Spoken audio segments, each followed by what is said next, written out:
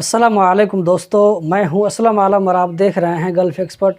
दोस्तों, इस वीडियो में कतर के बारे में कुछ लेटेस्ट अपडेट शेयर करने वाले हैं, तो इस वीडियो के साथ में आखिर तक बने रहें और कतर के बारे में इसी तरह की वीडियो देखते रहने के लिए चैनल को सब्सक्राइब कर लें, क्योंकि हम डेली इस चैनल पर कतर के बारे में वीडियो अपलोड करते हैं। अगर आप कतर में रहते हैं तो सोशल मीडिया का यूज़ सोच समझ कर किया करें।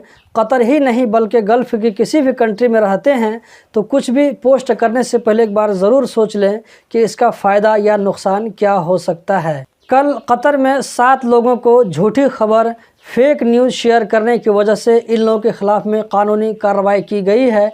इन्हें प्रोसिक्यूशन में भेजा गया है। Ministry of public health Qatar की जानिब से वैक्सीनेशन के बारे में अपडेट दिया गया है, जो कि इस तरह है। कतर में जब से वैक्सीनेशन का काम शुरू हुआ है उस वक्त से लेकर के अभी तक टोटल 39,51,518 कोविड-19 की वैक्सीन लोगों को दी जा चुकी है। अभी तक कतर में 12 साल से ऊपर 87.5% एलिजिबल लोगों को वैक्सीन का कम से कम एक डोज मिल चुका है, जबकि 73.7% ऐसे लोगों को वैक्सीन का मुकम्मल डोज यानी दोनों डोज लग चुका है। हेल्थ मिनिस्ट्री ने उन लोगों से अपील किया है जिन लोगों ने अभी तक वैक्सीन नहीं लगवाया है कि जल्द से जल्द वैक्सीन लगवा लें, ताकि अपने आप को और दूसरों को इस वायरस से बचाया जा सके और नॉर्मल ज़िंदगी की तरफ आने में आसानी हो। डॉक्टर यूसुफ अल मुसलमानी ने कहा है कि कतर में डेल्टा वायरस से बचने का सिर्फ एक उपाय है, सिर्फ एक रास्ता है, वो ये है कि जल्द से जल्द वैक्सीन लगवा लें। डॉक्टर यूसुफ अल मुसलमानी ने कहा है कि कतर में डेल्टा वायरस से बचने का सिर्फ एक रास्ता है, वो है वैक्सीनेशन का। Ministry of commerce and industry की जानिब से चारा कार्ड से राशन कार्ड को अलग करने का ऐलान किया गया है। इसकी तफसील ये है कि हर कतरी को एक राशन कार्ड दिया जाता है, जिसके ज़रिए उसको चावल, तेल, चीनी ये सब सारे सामान मिलते हैं इन लोगों को बहुत ही कम कीमतों पर। इसी कार्ड से अपने जानवरों को भी खाना खिलाने के लिए, चारा खिलाने के लिए उनको सामान मिलता था। अब किसी के पास ऊँट, भेड़, बकरी वगैरह है तो इसके लिए उसको अलग से कार्ड बनाना होगा। दोस्तों, सऊदी अरब में उम्रा की सर्विस फिर से शुरू होने वाली है, जिसमें बाहर के लोग भी जाकर के उम्रा कर सकेंगे।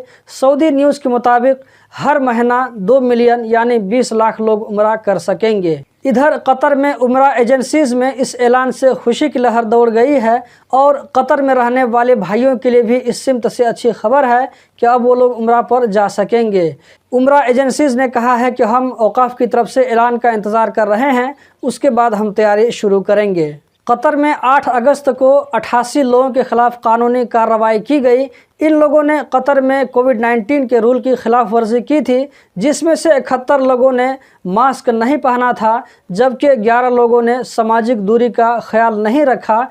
इन सारे लोगों के ख़िलाफ़ में कानूनी कार्रवाई की गई है। दोस्तों, कतर में एक बार फिर से कोरोना केस में बढ़ोतरी देखी जा रही है।